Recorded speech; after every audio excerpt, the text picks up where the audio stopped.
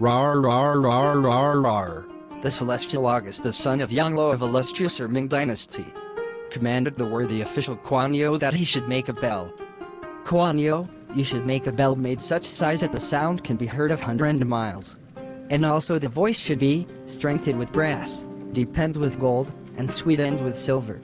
And the face and the great lips of it should be graven with blessed sayings from the sacred books. As you wish, my lord. Therefore the worthy Mandarin Kuan Yin assembled the masters molders and the renowned bell-smiths of the dynasty. They measured the materials for the alloy and treated them skillfully. Prepared to mold the fire, the instruments and the monstrous melting pot, for fusing the metal, and they labored exceedingly, toiling both night and day, in obedience to Kuan Yin and striving in all things to do the behest of the Son of the Heaven. But when the metal had been cast and the earthen mold separated from the glowing casting, why did this happen?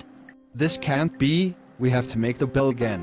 When the Son of Heaven heard this, he was furious but spoke nothing. The second time the bell was cast, the result was even worse. OMG, impossible, it became worst. We must repeat once again. Why are you here? Master, their second attempt was still unsuccessful. What?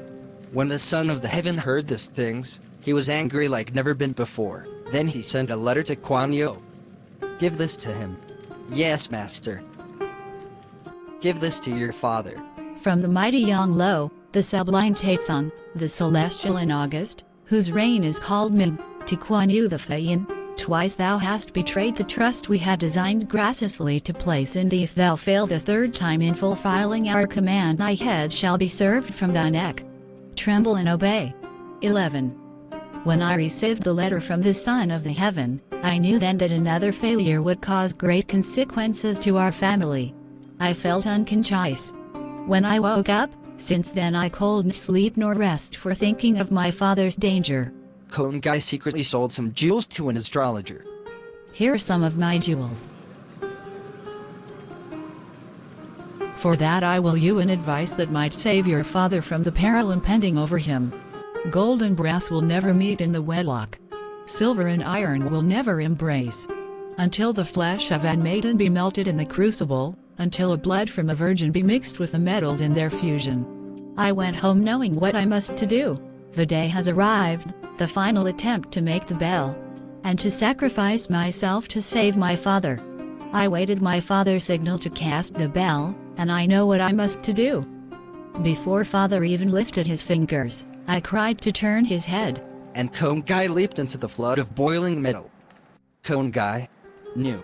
Then the father of Kuan Yin, wild with his grief, he would leap after her, but the strong men held him back. Let me go, my daughter.